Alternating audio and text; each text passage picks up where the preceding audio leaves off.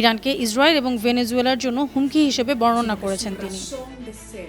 ভেনেজুয়েলার রাজনীতিতে ট্রাম্পের উদ্দেশ্য পূরণ করতেই মাচাদোকে নোবেল পাইয়ে দিতে গোপনে কাজ করেছেন মার্কিনীরা। গাজা যুদ্ধে ইসরায়েলের প্রতি পূর্ণ সমর্থন জানিয়েছেন এবছর শান্তিতে নোবেল বিজয়ী ভেনেজুয়েলার বিরোধী দলীয় নেতা মাচাদো। ইসরায়েলের প্রধানমন্ত্রী বেনিয়ামিন নেতানিয়াহুকে ফোন করে তিনি এ সমর্থন জানান। এ সময় ফিলিস্তিনি হামাসকে নিপীড়ক বাহিনী উল্লেখ করেও ইসরায়েলের লড়াইয়ের প্রশংসা করেন তিনি। শুক্রবার ইসরায়েলের প্রধানমন্ত্রীর কার্যালয় এ তথ্য জানিয়েছে।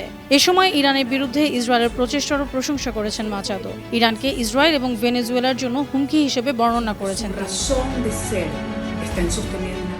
অন্যদিকে নেতানিয়াহু মাচাদোকে তার নোবেল জয়ের জন্য অভিনন্দন জানিয়েছেন। গণতন্ত্র ও শান্তি প্রচারে তার প্রচেষ্টার প্রশংসা করেছেন। মাচাদো এর আগে প্রতিশ্রুতি দিয়েছিলেন যে তার দল ভেনেজুয়েলায় ক্ষমতায় গেলে তিনি ইসরায়েলে ভেনেজুয়েলার দূতাবাস তেল আবিব থেকে জেরুজালেমে স্থানান্তর করবেন। উল্লেখ্য, মাচাদো ভেনেজুয়েলার বিরোধী দলীয় নেতা। আমেরিকার প্রেসিডেন্ট ডোনাল্ড ট্রাম্পের সমর্থনে তিনি বর্তমান রাষ্ট্রপতি নিকোলাস মাদুরোর পতনের দাবিতে আন্দোলন করছেন। মাদুরো রাশিয়ার প্রেসিডেন্ট ভ্লাদিমির পুতিনের সমর্থনে সে দেশের রাজনীতি করছেন।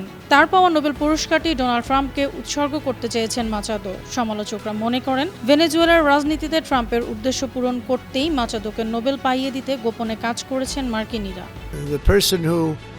Actually got the Nobel Prize called me and said I'm accepting this in honor of you because you really deserved it. That a very nice thing to do. I didn't say then give it to me though. I think she might have. She was very nice, and I've been helping her along the way. They need a lot of help in Venezuela. Ananya চৈতি, আন্তর্জাতিক desk, Banu TV.